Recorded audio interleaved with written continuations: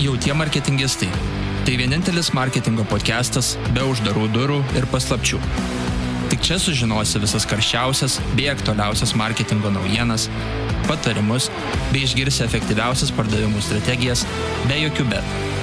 Patirtimi ir naujienomis dalinsis mūsų vieninteliai ir nepakartojami marketingistai Simonas Naudžius ir Paulius Šetkus.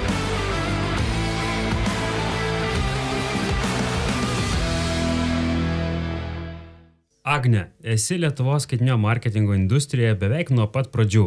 Pradėjai nuo elektroninių įmonių katalogų paslaugų pardavimų, vėliau nukeliavai į Google AdWords, o dabar esi stipri affiliate marketing specialistė.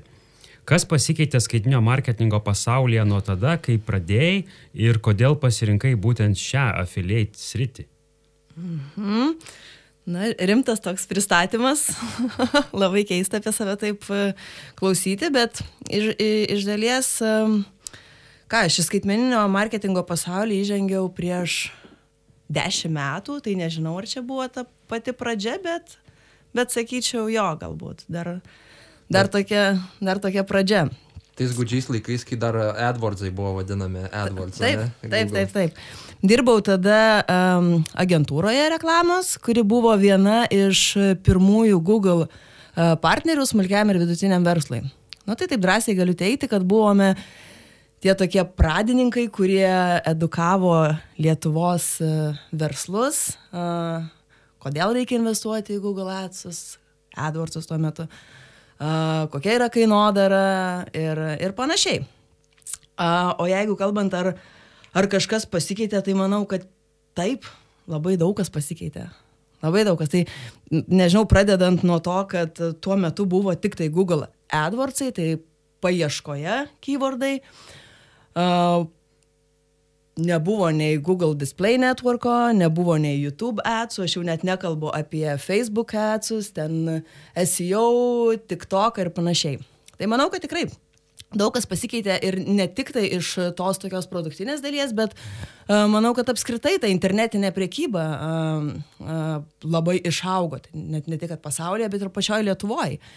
Galų gale, ten, nežinau, vartotojų elgsena turbūt irgi labai pasikeitė. Nežinau, žmonės tiesiog įprato pirkti internetu, įprato skaityti reviewsus, žino, kad gali produktą grąžinti, žino savo teisės visokias ir panašiai. Tai ja, sakyčiau, kad pasikeitė labai daug kas per tuos metus. O klausimas buvo, kaip sugalvojau ateiti į affiliate marketingo sritį, tai nesugalvojau niekaip. Nepasirinkau šitos srities, šis sritis mane pasirinko. Tai jeigu taip labai trumpai, su affiliate marketingu aš susipažinau 2015 metais, gegužės mėnesį. Tikslu. Labai tiksliai, taip dar ne datą galėtum pasakyti dieną. Taip. Labai gerai tai atsimenu. Ir dirbau nuo tų 2015 metų toje pačioje agentūroje su vieno kliento affiliate modeliu, o po to prieš porą metų atvykau gyventi į Kauną ir dirbti jau tik su affiliate'ais. Tai čia tiesiog kortos sukrito taip, kad tas rytis mane pasirinko, aš taip galės atsakyti jau. Labai gražus ir išsamus prisistatymas, Agne. Tai šiandienos mūsų tema, kaip ir turbūt jau šiek tiek užsiminėjai, tai yra affiliate marketingas. Ir turbūt vienas iš pirmųjų klausimų ir būtų. Tai Agne, kaip paprastam žmogui paaiškintum, kas yra affiliate marketingas? Gerai, kad paklausai, kaip paprastam žmogui paaiškinti, nes jau būčiau terminą dabar išvardinus. Kad penktokas, žinai, suprastų paklausęs.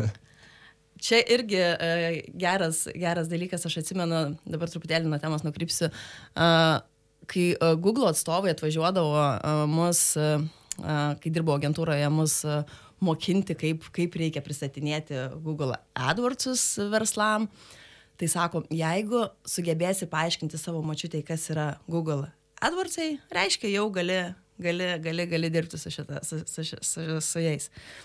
Tai va, tai čia irgi lygiai taip pat partnerystės rinkodara, jeigu taip išvertus affiliate marketingas, tai labai paprastai iš esmės, kai yra verslininkas, kuris nori parduoti savo produktą arba paslaugą ir tuo metu yra reklamuotojas, sakykim taip, kuris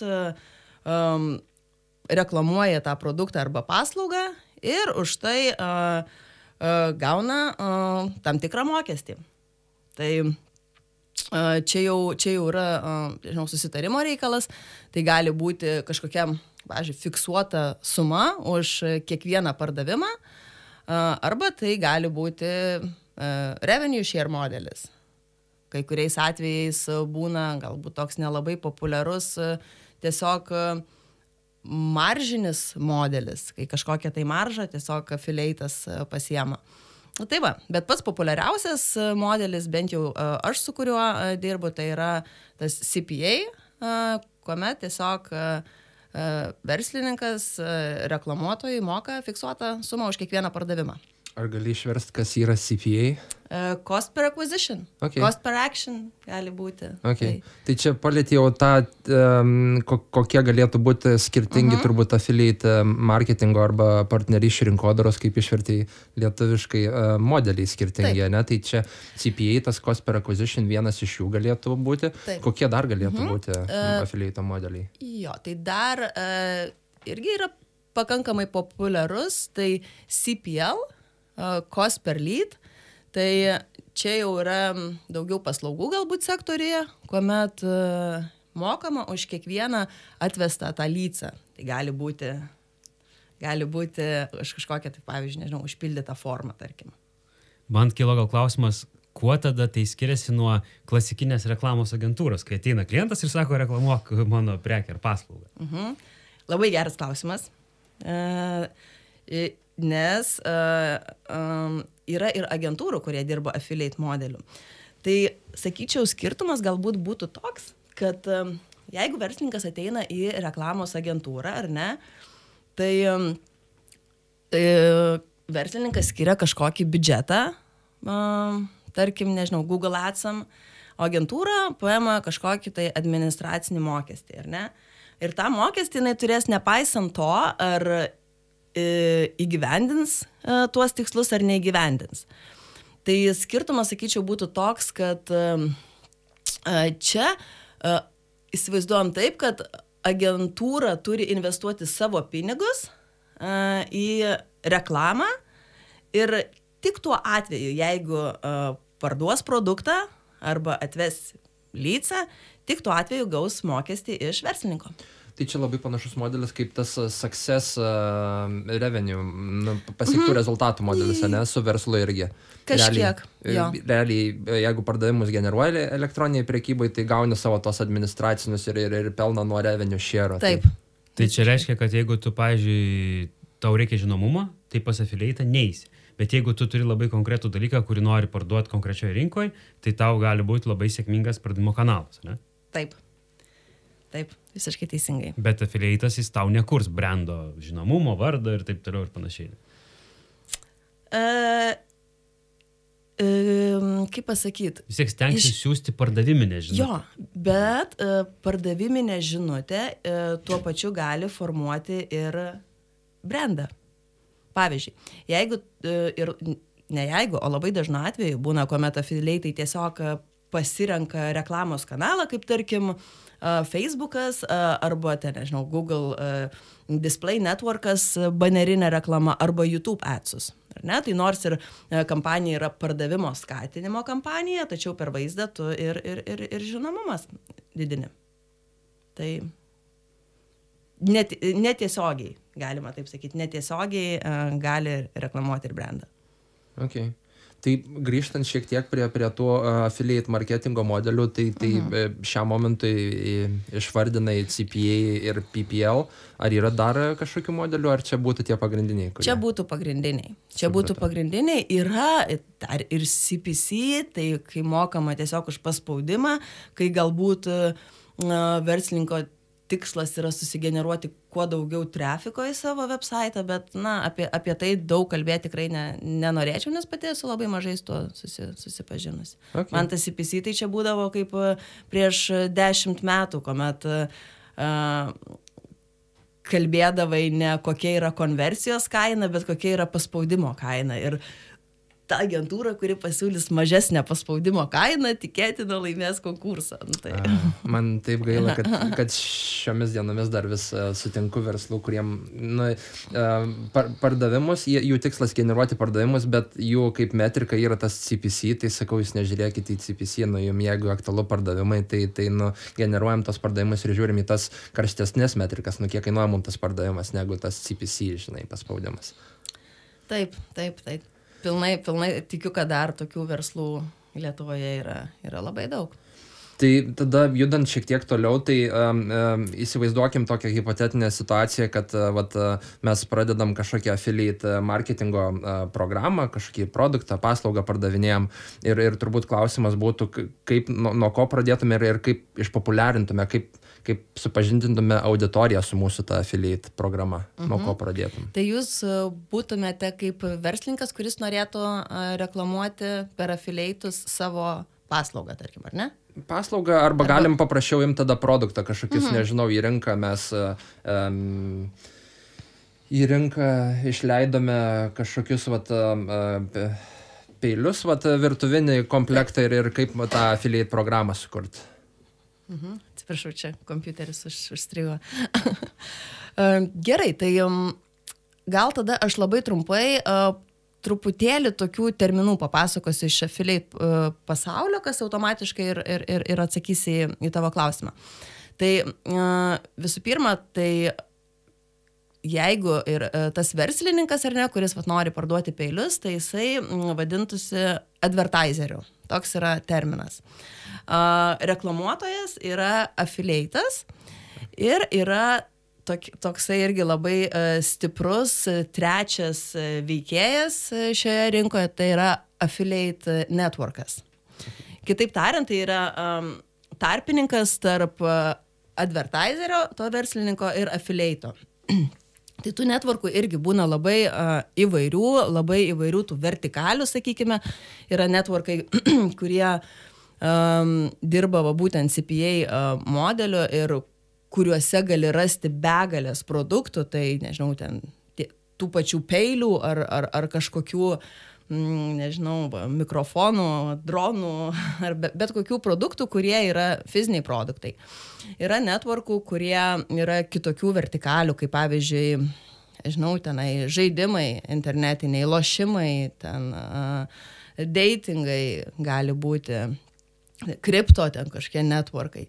Tai yra begalės tų įvairių skirtingų. Tai iš esmės networkas jisai dirba su advertiseriais, turi labai daug advertiserių, tai jeigu prisijungsi prie kokio nors stipraus pasaulinio networko, tai tikėtina, kad rasi ten šimtus produktų, kuriuos galima reklamuoti.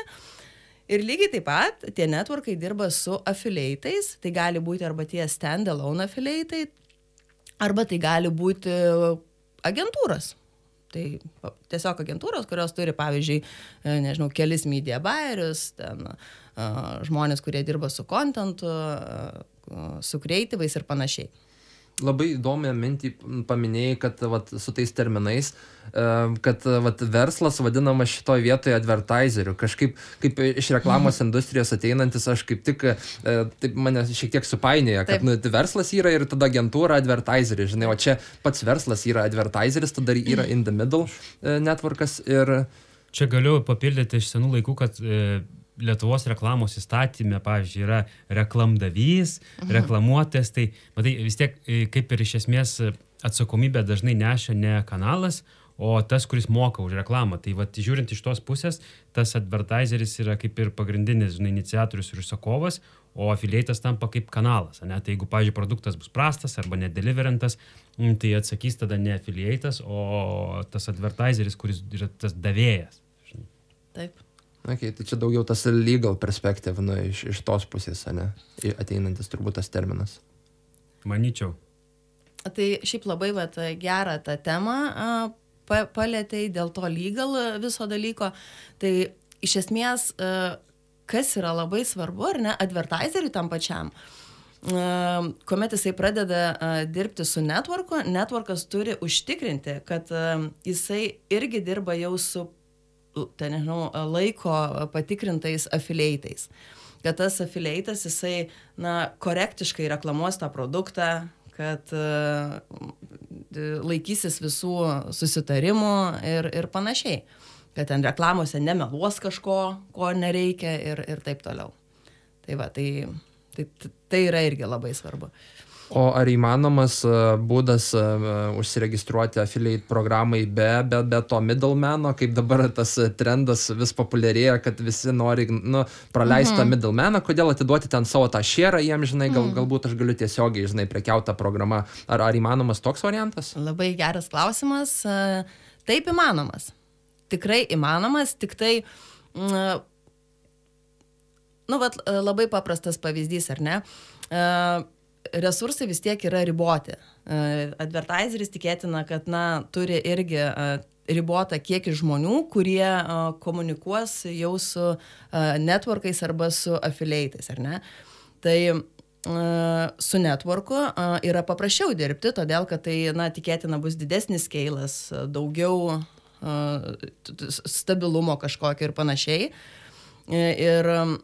Bet jeigu tai yra stiprus, patyręs stand-alone affiliate'as, tai vienareikšmiškai, kodėl ne? Tikrai drąsiai gali networkai tokiu atveju, tai yra advertiseriai dirbti tokiu atveju ir su affiliate'ais. Bet jau čia, sakau, reikia labai gerai įsivertinti. Gal tas networkas jis jau ir kažkokią žaidimo taisyklės atsineša, ne? Tau kaip, pavyzdžiui, to produkto turėtojui gal šiek tiek aiškiau, drąsiau, nes kitu atveju pats turi valdyti visiškai tą projektą. Taip. Ir turbūt dalinai kažkiek tos atsakomybės, kaip ir minėjo Agnė, prisiema toj grandinėje visoje. Visiškai teisingai. Būtent networkas ir prisiema tikrai nemažai atsakomybių, nes networkas turi sukontroliuoti, kad affiliate'as reklamuotų produktą korektiškai ir laikytųsi visų susitarimų, traffic source'ų, kuriuose galima reklamuoti ir panašiai. Bet tada yra matyti kažkokią kainą, ne, tos platformos. Ir turbūt mėnesinė? Šiaip tai manau, kad yra įvairių atvejų. Man, su kuria teko dažniausiai susidurti, tai nėra jokių mėnesinių kainų. Iš esmės, tą CPA mokestį už kiekvieną konversiją tu moki networkui. Networkas pasiema savo dalį ir atiduoda kitą dalį to mokesčio affiliate'ui. Kaip tarpininkas. Taip. Jeigu jau palėtėjai affiliate networkus, galbūt galėtum pasidalinti keliomis platformomis, kur aš kaip, nežinau, kaip fizinis asmuo galėčiau kažkokį komisinį užsidirbti, užsiregistruoti, ten produktą susirasti. Šiaip, jeigu atvirai nenorėčiau daryti reklamos, tikrai susivedęs į Google Top Affiliate Networks rasi begalės tų networkų. Tik ką aš norėčiau paminėti, kad lengva nebus. Lengva tikrai nebus. Nėra taip, kad networkai priimtų bet ką iš gatvės. Jo. Tai aš žinau networkų, kurie netgi prašo tavo duomenų, kaip, tarkim, paso duomenų, kad tu tikrai esi legit žmogus, gali paprašyti tavo įmonės registracijos numerio, kad tu turi įmonę ir panašiai. Tai lengva tikrai nebus ir dažniausiai tu turėsi įrodyti, kad tave galima priimti ir kad tavim galima pasitikėti. Okay. Man tokia mintis atėjo, pavyzdžiui, kai kurie klientai karts nuo karto išgirsti, kad jie nori už sėkmės mokestį, kad dirbtum su jais. Ne, kai ateina į agentūrą ir tada mes atsisakom, nes yra labai daug administracinio darbo. Nes tu turbūt už sėkmės mokestį gali dirbti, kai yra viskas susitapinta, viskas sutvarkyta ir tau reikia tiesiog reklamuoti. Bet 99% mūsų klientų būna nei konversijų sekimo, nei įsidėgę, nei landing page'o susitvarkę, nei pasiūlymų išsigryninę, nei pažįsta savo auditoriją. Ir tu tada tu turi labai daug investuoti, kad galėtum kalbėti apie pardavimų skatinimą. Bet jeigu klientas turi visus šitus namų darbus pasidaręs ir jis nori sėkmės mokesčios, tai galiu sakyti, eik į Google ir ieškok affiliate networks, ne tada. Ja, bet čia gal įsijungia dar geografiniai kažkokie niuansai, nes turbūt savo produkto Lietuvoje per Lietuvos affiliate'us nebus tokio dalyko, ne? Bet jeigu galvosi apie Europą, ar Aziją, ar Ameriką. Taip, vienareikšmiškai yra networkai, kurie galbūt labiau yra orientuoti į ten US rinką, yra labiau kurie į Europą. Tačiau reikėtų atkreipti dar tokį dėmesį, kad nepakaks to, kad tu tiesiog viską susisetapintum iš techninės pusės, tai sakyčiau yra kaip tik ta tokia detalės tokios. Kas yra pagrindinis dalykas, tai tu turi turėti gerą produktą, kad affiliate'as norėtų investuoti savo pinigus ir savo laiką į tą produktą. Tai tu turi turėti gerą produktą ir tu turi turėti žmogų, affiliate managerį, kuris sugebėtų duoti visus insightus, kas veikia, kokie traffic source'ai, galbūt kokios auditorijos, kad užvesti ant kelio tą affiliate'ą. Ir kad AFAS patirtų sėkmę. Tai jau turi ateiti su gerais namų darbais. Labai gerais namų darbais. Juolab tu dar negana to, jeigu tu prisiregistruoji į networką, tai tu turi įtikinti networką, kad networkas siūlytų savo affiliate'ams tavo produktą. Nes tu tiesiog, jeigu tu prisiregistruosi kažkokį networką, tu tiesiogiai neturėsi galimybės bendrauti su affiliate'ais. Tu bendrausi su networko menedžeriu. Tai tavo tikslas yra kažkaip įtikinti tą menedžerį, kad tas menedžeris iš to 100 produktų siūlytų būtent tavo. Tai čia išeina taip, kad netinka startui, netinka produktų įvedimui į rinką, net tu reiškia turi ateiti su brandžiu produktu jau tada. Na, iš esmės įvairių atvejų būna, nebūtinai tai turi būti brandus produktas. Tai gali būti, tarkim, kaip kiti advertiseriai startuoja su naujais produktais, ar ne? Startuoja su naujais produktais, bet tai turi būti kažkas, kuom affiliate'as patikėtų. Žodžiu, iš pradžių turi parduoti affiliate'ui, network'ui, affiliate'ui ir tada jisai išneš į padidins pardavimus. Ne? Toks galėtų būti kelias. Jo, padidins pardavimus, bet vėlgi, niekas nėra 100% garantuotas, kad jam pasiseks. Čia labai nuo daug ko priklauso, kiek jisai laiko skirs, ar ne, kokį turinį jisai turės, galų gale kokias auditorijas pasirinks ir visokių niuansėlių. Čia gal, nežinau, Pauliau, turi šitą klausimuose, bet yra kaip ir skirtingi tipai, ne? Vienas tai būtų, kai tiesiog perkamas reklaminis rautas, kitas, kai jau kai affiliate'as kuria visą turinį, ne? Gal šitą klausimą dar paliet galėtum? Affiliate'as visą turinį kuria? Jo, tai tu, pavyzdžiui, aš tarkim ieškau batų kalnams, kai jau į Mont Blancą, tai aš radau ne ten Le Sportivos, oficialaus gamintojo website, o radau blogą, kuriame buvo 3 modeliai skirtingų gamintojų su pliusais, minusais. Ir per jį aš patekau į pardavėją ir tada nusipirkau. Tai reiškia, aš nusipirkau per affiliate'ą, kuris sukūrė visą turinį. Bet yra kiti affiliate'ai, kurie tik tai perka reklaminis rautą. Ai, tiesa.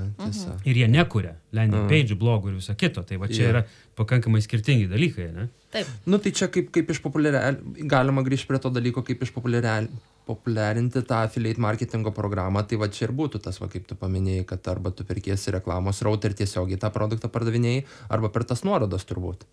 Ir vedi srautą per blogą, per kuriamą turinį. Tai vat galėčiau šitą temą įsiterpti ir papasakoti, kaip būna. Tai iš esmės yra keli variantai. Vienas variantas yra tai, kad advertiseris, jisai jau sukuria visą turinį. Tai reiškia, pateikia visus landing pages, pateikia, nežinau, kažkokią images, vizualus, video žinutę visą. Ir panašiai. Kai kuriais atvejais ir visą raw medžiagą. Tai ir affiliate'as tiesiog pasirenka kažkokį tai turinį, jau padarytą turinį ir jį reklamuoja. Kitas atvejis, kuris, sakyčiau, yra sėkmingesnis, kuomet affiliate'as kuriasi turinį pats.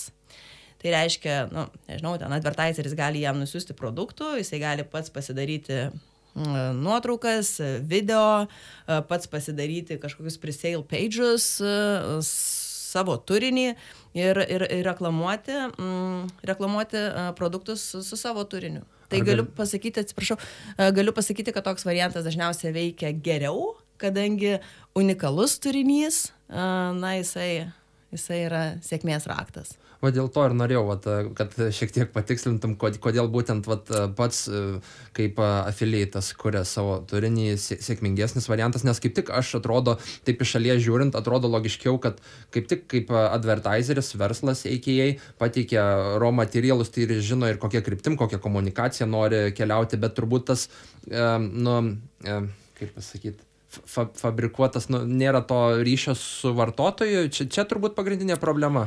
Manyčiau, kad gal ne visai. Gal pagrindinė problema būtų tai, kad tą patį turinį, ar ne, reklamuoja labai daug skirtingų affiliate'ų.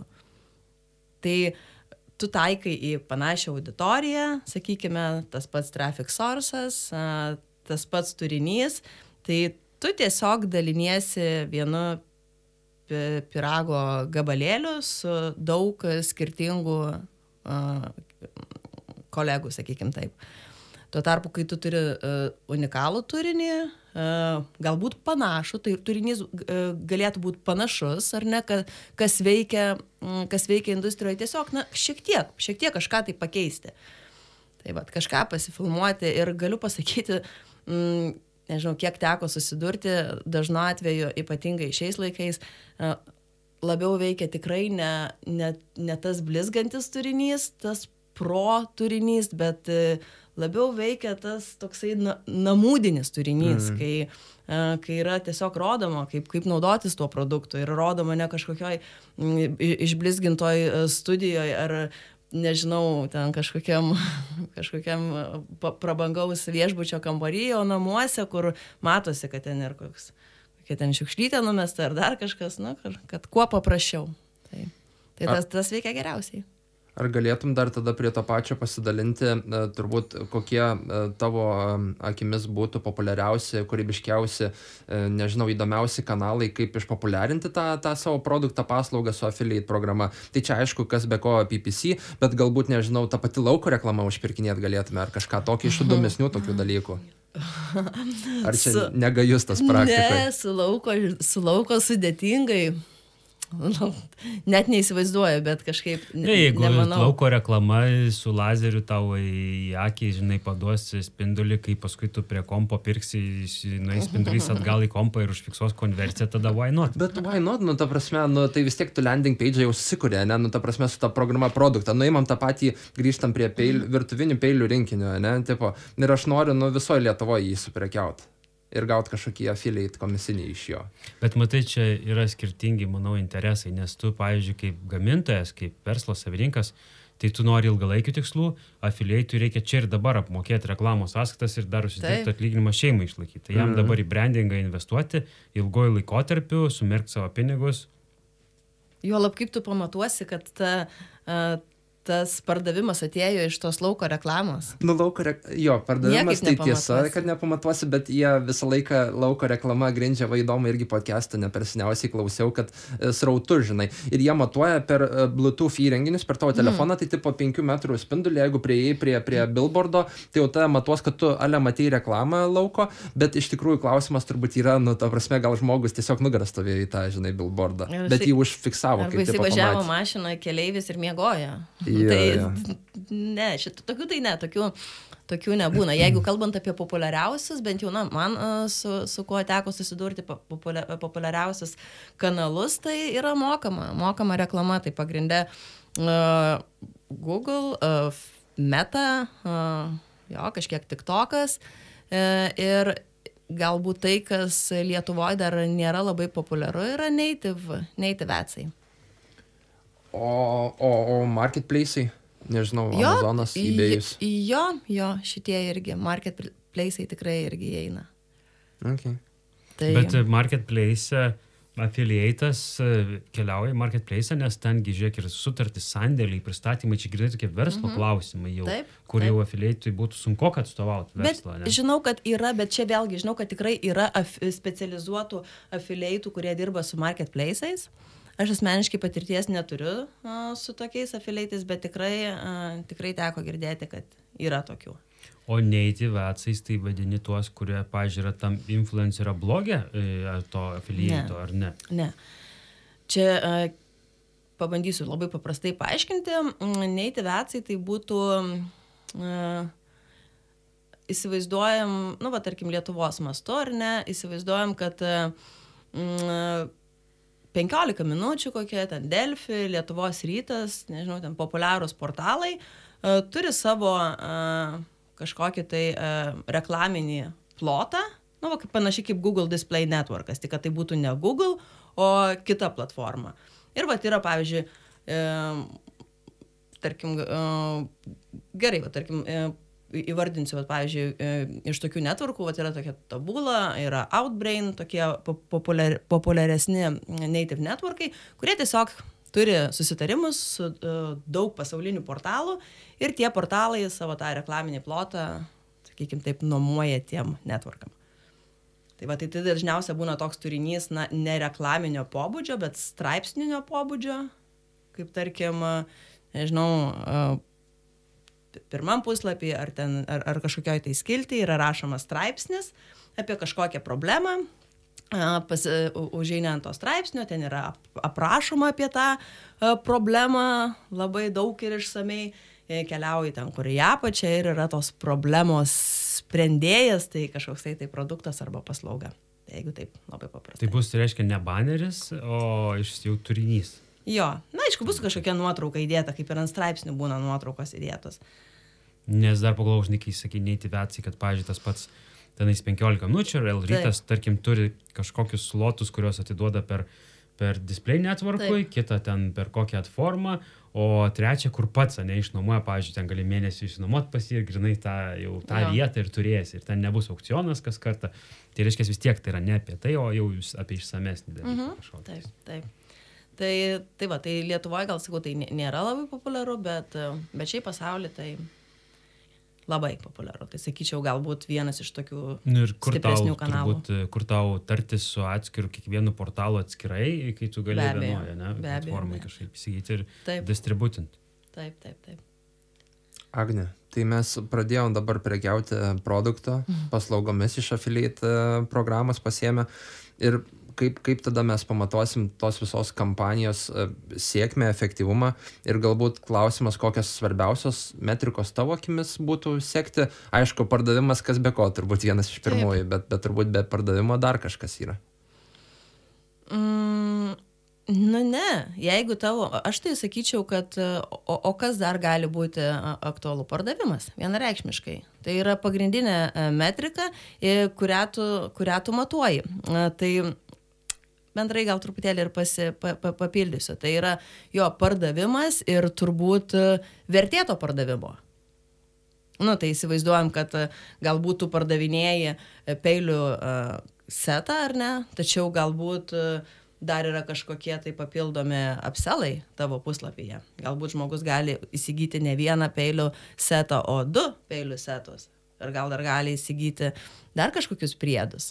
Tai tas AOV, average order value, yra irgi labai svarbi metrika, bet iš esmės tai jo, pardavimas. O tas customer lifetime value egzistuoja affiliate marketing'e ar ne? Ne. Ar vienkartiniai tokie būna dažnu atveju, ne, pirkimai? Taip, vienkartiniai dažniausiai.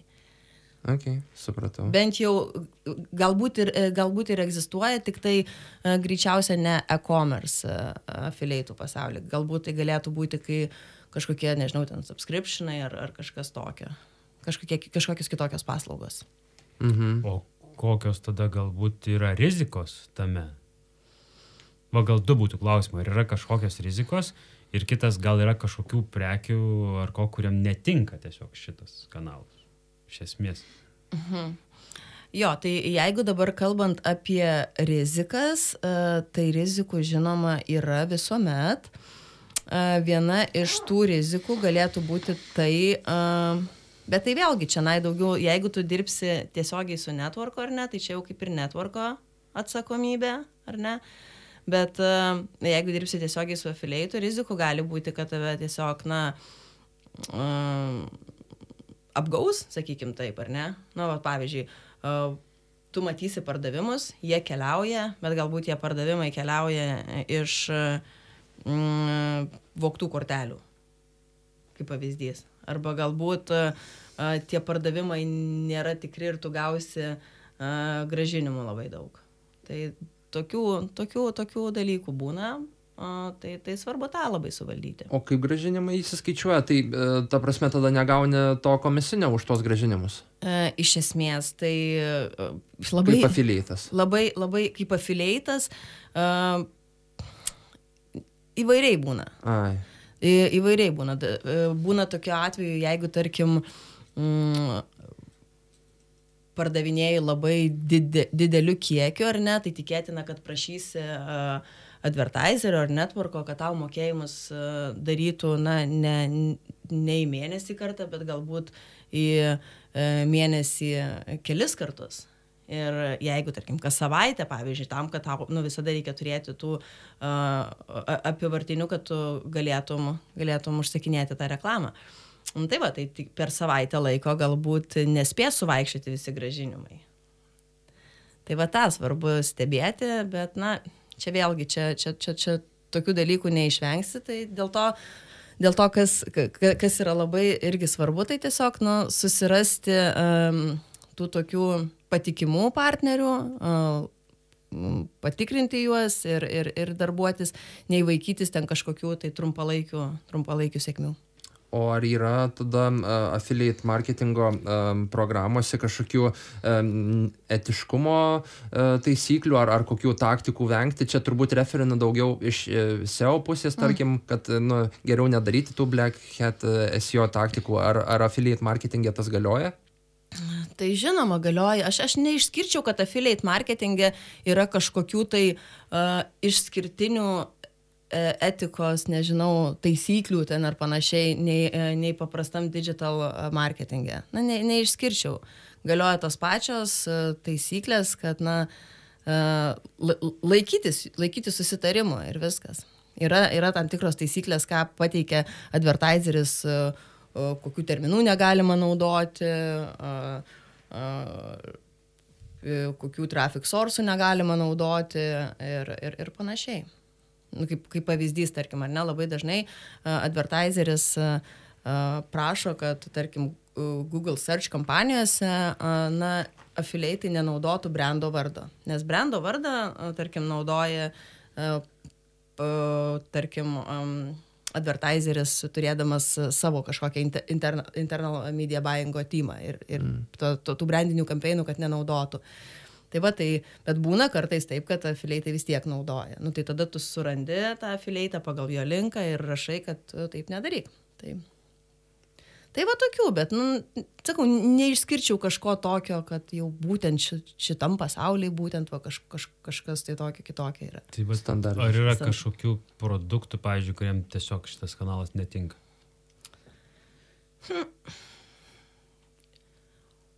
Ar viskas prasiduoda per affiliate marketingo programas? Ar viskas... Ką gali parduoti elektroninėje erdvėje, tas ir tinka? Iš esmės, jo. Iš esmės taip. Ką gali parduoti, jo. Nesugalvoju dabar greitai, kad kažko būtų galima nepardavinėti per šitą programą. O kaip atrodo tavo diena? Gerai atrodo. Atsidarai ryte e-mailą, pasižiūri ataskaitą, kiek pardavimų padaryta, ne? Taip, visada. Ir ką tada išgeri kavos, apsidžiaugi ir gali eiti teliką žiūrėti? Ne, šiaip aš ryte man nereikia žiūrėti, kiek vakar pardavimų buvo padaryta, nes aš pažiūriu tai po 12 iš karto. Nes pasižiūriu ir kelis kartus į dieną, tai čia. Ir ką? Ir tada, tai tu žiūri, kaip sekėsi, kokia buvo diena, kaip sekėsi partneriams, gal kažkam nesisekė, tada klausi, kodėl jam nepasisekė ir taip toliau. Iš esmės diena susideda iš duomenų analizės ir iš komunikacijos jau su networkais, su affiliatais. Tai iš esmės santykių kūrimas, palaikymas ir valdymas, komunikacija ir analitika. Ne? Iš esmės taip. Iš esmės įvardinčiau jo pagrindiniai tokie dalykai. Kokius įrankius naudojat duomenų analitikai? Jo, tai dabar dėl įrankių, tai vėlgi, jeigu tai yra advertiseris ar ne, tai yra tam tikros programos, sakykim taip, įrankiai. Man teko susidurti tik su vienu įrankiu per visą laiką, tai yra Everflow, vadinasi toks įrankis, kuris iš esmės, nežinau, yra tiesiog tobulas. Tu viską gali matyti labai įvairiais pjūviais sekti.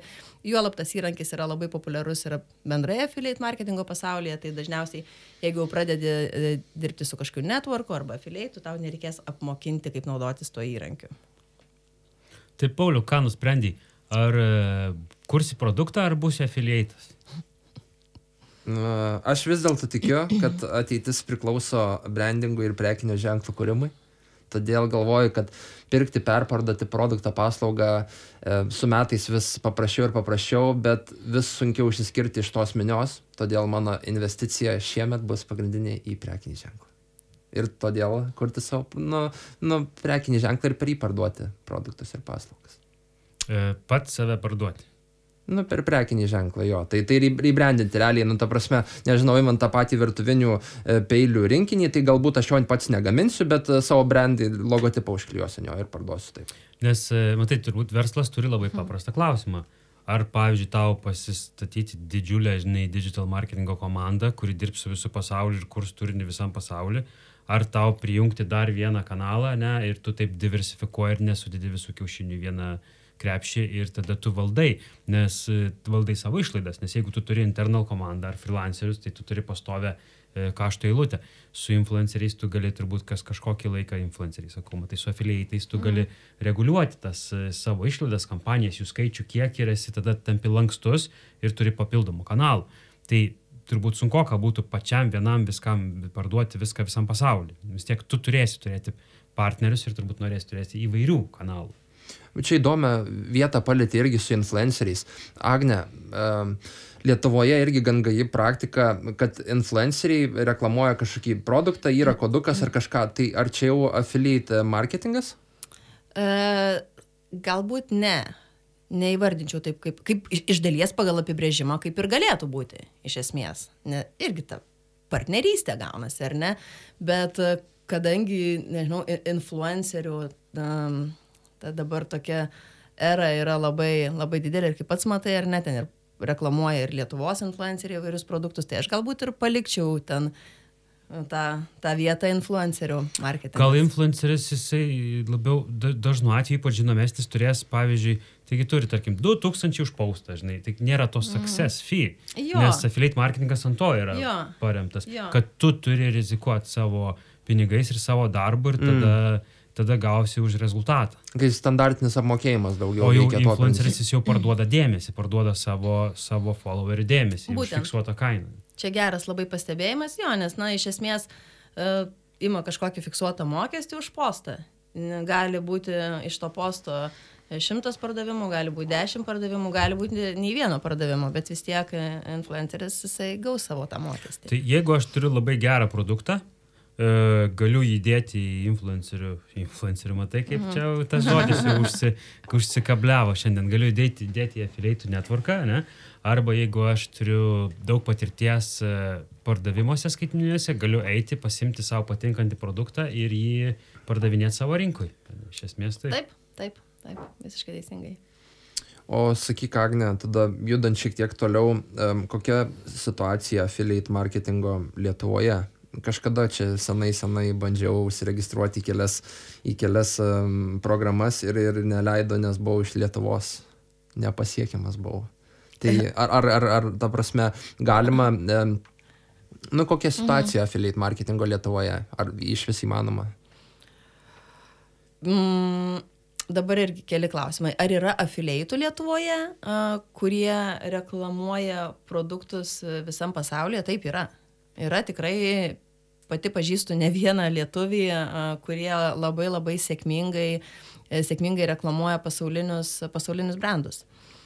Ar pats affiliate marketingas Lietuvoje yra populiarus, kad būtų, nežinau, teko matyti šiek tiek, bet manau, kad šitas reikalas yra labiau tokio, dar vis labiau pasaulinio masto. Galbūt rinka Lietuvos yra per maža, bet galbūt dar kažko trūksta, nežinau, bet kol kas...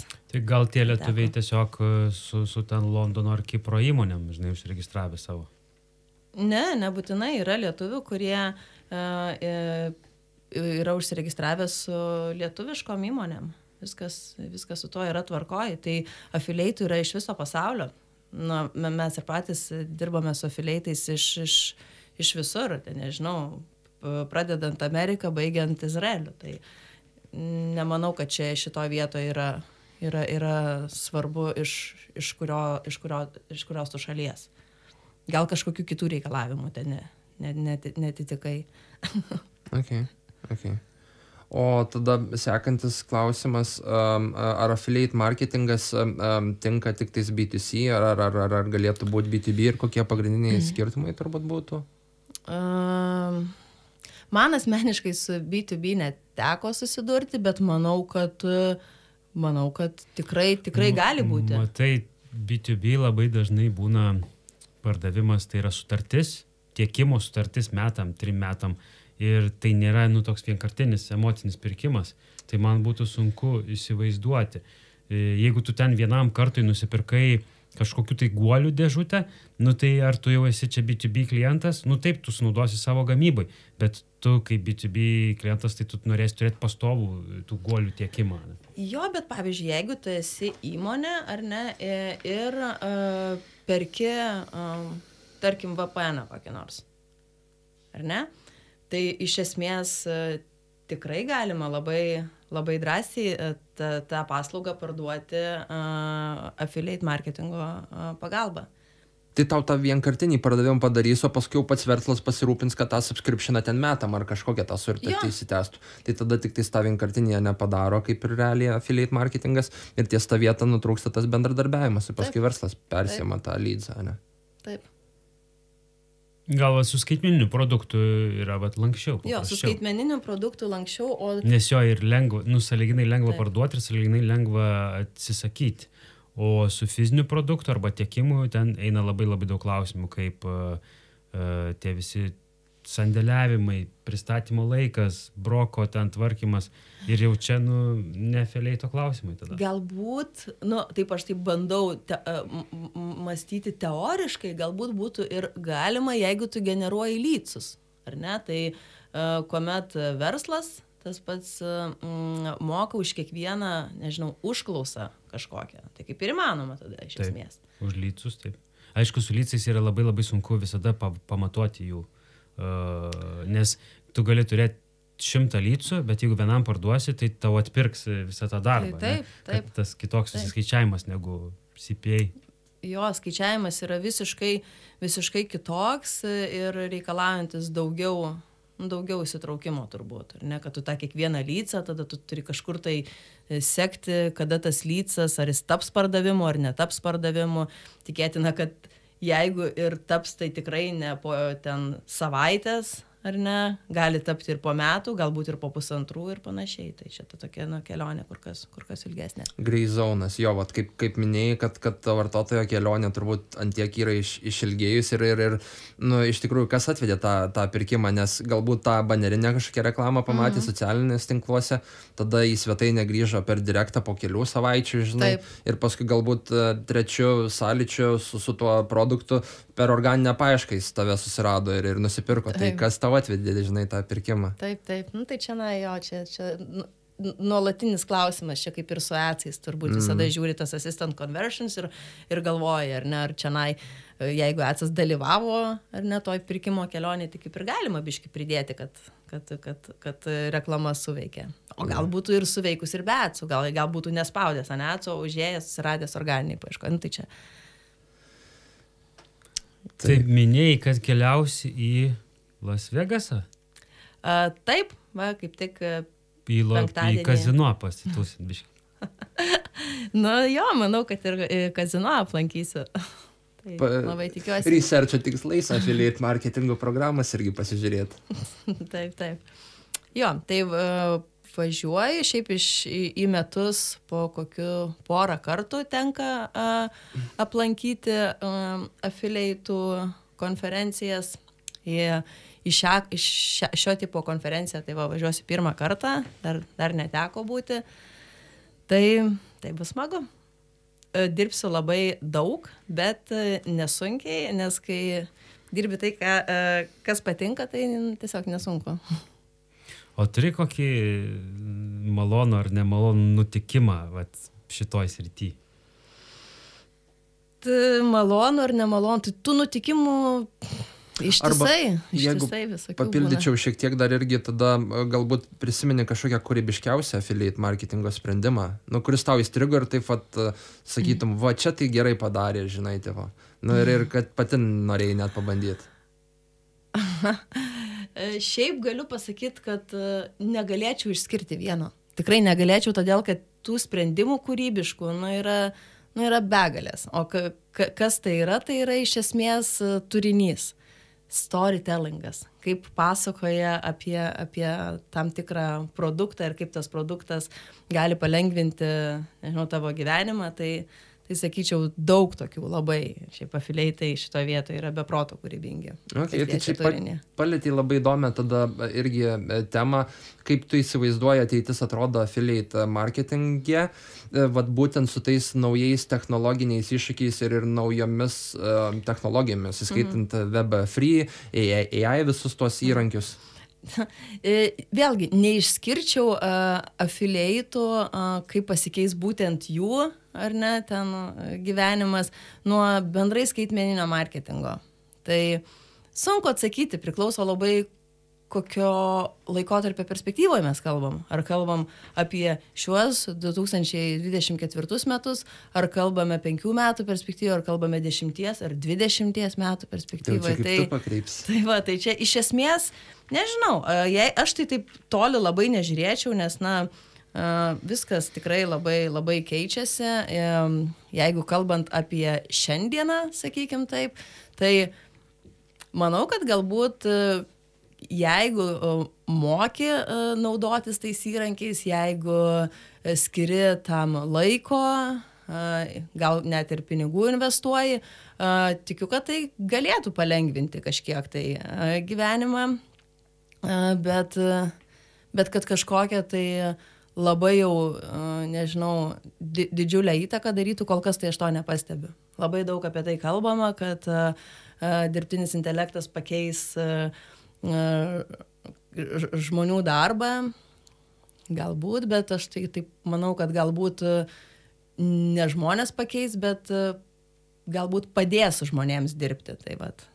Turbūt ir atsiras ir naujos kažkokios tos profesijos, kur tu specializuosis ir tada ten kažkokius tos robotus apmokys ar kažką, tai tas žiūrėt, kad aš pakeis. Vis laik sakiau, kad tas generatyvusis dirbtinis intelektas beveik nieko nedaro, nes vis tiek tau reikia viską paskui redaguoti, suruošti ir patikrinti pačiam. Bet pavyzdžiui, man dabar palengvina LinkedIn postus daryti ir Facebook'o, nes man nebereikia kreiptis į dizainerį, man ir užtenka 10 eurų Midjourney sumokėti, bet niekada nežinau, ką man jis tai sukurs. Tai ten tokia loterija, žinai. Tai dabar iš to, ką papasakoja Agnė, aš taip įsivaizduoju, kad affiliate'as tai galėtų būti toksai žmogus, kuris, pavyzdžiui, dirbo agentūroje, eidavo ten nuo 8 iki 5 ar ten nuo 9-6 į darbą, buvo tenais arba kūrybininkas, copywriteris, arba media buyeris, arba PPC specialistas, užsidirbo kažkiek pinigų, pavargo nuo to ofiso ir nuo to tempo ir nuo tų visų žmonių, išvarė į šiltus kraštus ir sukaupė šiek tiek pinigų, moka dirbti su tais kanalais ir kurti turinį, pasiema jam patinkantį produktą ir rizikuoja, ne? Jisai tada bando jį parduoti ir taip susikurti krepšelį tų produktų, kad juos galbūt vienu sezonu ar metu vienas paiskytų kitas, kad susirinktų savo tą atlyginimą ir tam tikrą, jis tada tampa kaip ir amatininkas, verslininkas, dirbantis ant savęs. Taip, visiškai teisingai, tik tai gal truputėlį užkliuvo ta frazė šiek tiek susitaupė pinigų, tai šiais laikais, man atrodo,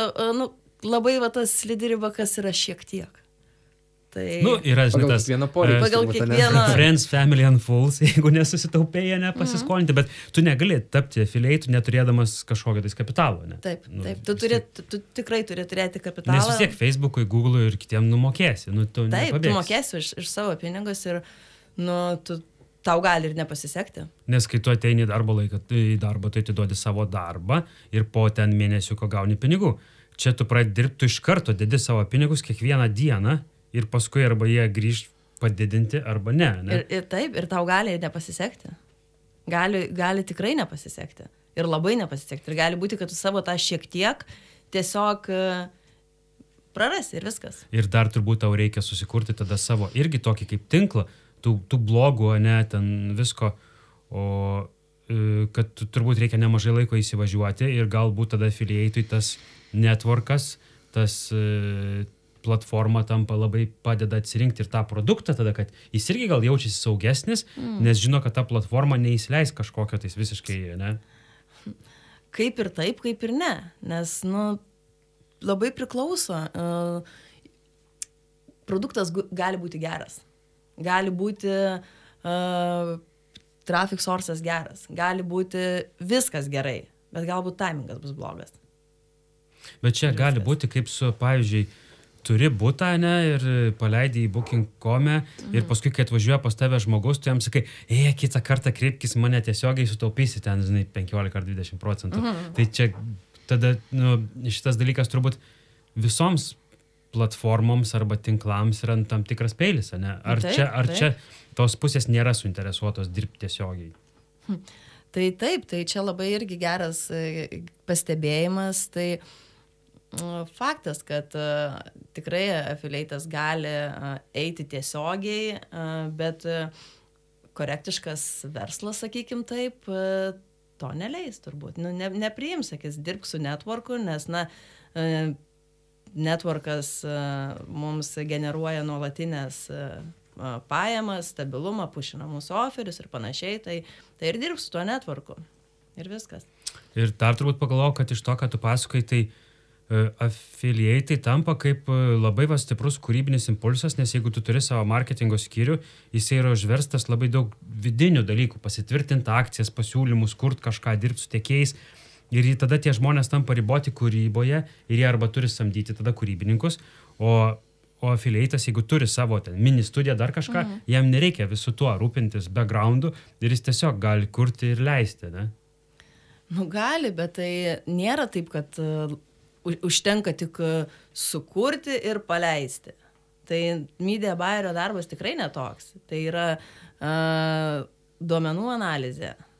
Tai čia galbūt aš taip įsivaizduoju, nors pati niekada tų kampanijų neleidau, šiek tiek tik tai esu kelis kartus setapinusi savo įdomumui, bet man atrodo, tos paleidimas, tai čia yra tik tai, juokelis iš esmės, tai tas techninis darbas. Turbūt su Paulium turėsim skirtingą gal suvokimą. Paulius yra tas žmogus, kuris būtent leidžia kampaniją, seka kiekvieną dieną, kiek įsidėjo į krepšelį, koks buvo paspaudimo kaina, auditorijos ir taip toliau ir eksperimentuoja su tuo. O aš kaip reklamos padalinio vadovas matau, kad geriausi dalykai gimsta tada, kai įdedi kūrybininką, copywriterį ir kai duodi vis tiek PPC specialistui sėdėti prie PPC įrankių, kūrybininkui duodi sugalvoti žinutę, dizaineriui ją išpildyti. Ir tada affiliate'ui tampa labai didelė užduotis, tada jisai turi visas šitas kėdės apsėsti vienas. Taip, visiškai teisingai. Tai arba jisai turi apsėsti viską vienas, arba tiesiog samdyti tuos pačius, nežinau, copywriterius, samdyti galbūt kažkokius žmonės, kurie padarys ten gražius vizualus ir panašiai. Bet skamba kaip nežmoniška rizika. Kodėl žmonės tada to užsiema? Jie turi dėti savo pinigus, kurti turinį, leisti, stebėti rezultatus ir vėliau tik gauti pinigus. Ne? Kas gali to norėti? Tai dabar kiek žinau, apie 5000 žmonių konferencijai bus. Tai industrijoje yra tokių, kurie nori ir puikiai gyvena. Agne, dėja, bet mūsų laikas jau šiandien į pabaigą senka, tai visiškai pabaigai dar turim tokią naują rubriką, tai Blitz klausimynai. Tai vieną šovinį jau Simonas iššovė, tai ką veiks Affiliate parodoje Las Vegase, tai čia labai trumpai tokie būtų. Ir tada kitas klausimas būtų, jeigu rytoj tektų pradėti Affiliate marketingo programą, žiūrint į dabartinę technologijų ir marketingo perspektyvą, kokį produktą ar paslaugą rinktumės prekybai? Jeigu pati dabar pradėčiau affiliatinti ir ką reklamuočiau? Tikrai negaliu dabar atsakyti, koks tai būtų produktas, bet iš esmės pasidaryčiau labai tokį gilų researchą ir pasižiūrėčiau, kas yra dabar ant bangos ir ką reklamuoja kiti. Copy and make it better. Ačiū. Ir kitas dar tada, jeigu turėtum galimybę papietauti su vienu pasirinktu žmogum, čia gali būti iš Affiliate valdo, gali būti, nežinau, politikas, jų neimit, gali būti miręs, dabar gyvena dar, bet koks žmogus. Rytoj pietaujat kartu. Su kuo ir kokia tema būtų? Su kuo papietaučiau? Pasirinkčiau galbūt kažką iš Hollywoodo aktorių, manau. Būtų. O ką konkrečiai, tai geras klausimas, dabar taip galvoju. Daug būtų aktorių, su kuriais norėčiau papietauti, nežinau. Nu, bent jau pasakyk, moteris ar vyras. Gal su kokiu Johnny Deppu, visai smagu būtų. Nu tai ką, mūsų laikas visai senka, tai turbūt paskutinis toks trumpas gal klausimas tau, tai ką palinkėtum būsimiems specialistam, gal kurie žengia į tą pačią vietą, kurioje tu dabar esi, tai affiliate marketing specialisto? Tai nežinau, ar išskirčiau affiliate marketing specialisto, ar bendrai marketingo specialistui. Galiu pasakyti tik tai, kad šiaip bendrai apie gal skaitmeninį marketingą, kad tai yra nežinau, ar skaitmeninė marketingė jau dabar kiek 12 metų, gal daugiau, tai yra nuostabi sfera. Nežinau, man tai atrodo, kad tai yra tai, kas yra aktualu dabar ir bus aktualu ateityje. Įdomus darbas, labai daug informacijos, jeigu nori pradėti ten, nežinau, pilna tos informacijos tiek YouTube, tiek įvairiausių yra mokymų ir ko tik tai nori, tai tik tai mokėk ją atsirinkti. Iš to galima gerai gyventi. Nu jau čia tau personalo atrankų tarnybos įmonė sumokėjo jau matyti nemažai. Nemokėjo man niekas. Tai ačiū Agne, ačiū Pauliau, ačiū Modestai, iki kitų susitikimų. Iki. Ačiū Agne, malonai. Ačiū, kad iki galo išklausai dar vieną jau tie marketingistai epizodą ir tikimės, jog su nekantrumu laukia išbandyti naujausius marketingo įrankius bei taktikas auginant savo verslą internete. O dar visai prieš pabėgant, kviečiu įvertinti ir prenumeruoti mūsų podcastą bei prisidėti prie didžiausios marketingistų bendruomenės kūrimo Lietuvoje. Tam kartui tiek.